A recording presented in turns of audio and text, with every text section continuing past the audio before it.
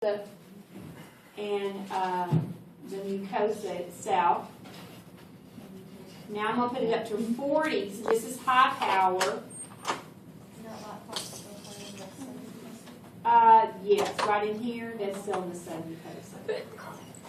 So do you see, I'm not sure how well this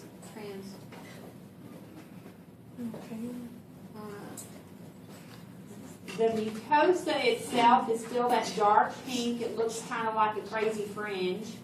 And it is the pseudostratified ciliated columnar epithelium is the tissue that comprises or composes the mucosa. So again, it's always clearer under the microscope than it is up when it transitions to the big television. But here's the cilia right up here, and here's the pseudostratified ciliated columnar right here. This is, I know. This, all this stuff is just areolar connective tissue that's in the submucosa area. But I do ask on your lab that you know what tissue composes or comprises the mucosal layer, and that's that pseudostratified ciliated columnar. Right. Then here with the cartilage C rings, you know, you're supposed to know it's hyaline cartilage. And then here's the adventitia part right here. It kind of looks stringy and wispy. I like to use you can see it better with this magnification, but I think sometimes using slightly lower is better to test off of because you can see more structures, more of the other layers. So this is as high magnification as we would go for adventitia there, hyaline cartilage,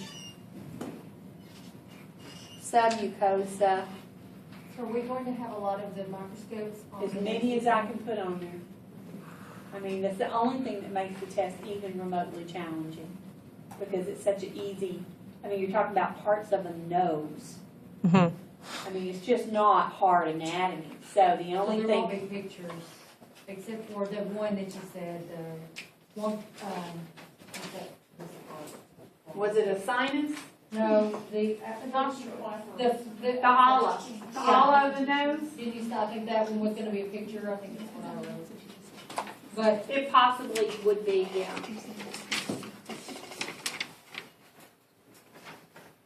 And I'm not going to kill you with histology slides, but I need to add in a few just to make this a little bit more challenging. So we're not just doing roots of the root of the nose, the bridge of the nose, the apex of the nose, the dorsum nasi of the nose. Okay, that's pretty plain. So we kind of need to look at, and really lecture-wise, that's the big thing that they stress is how the mucosa changes, and then what's the function of some of these weird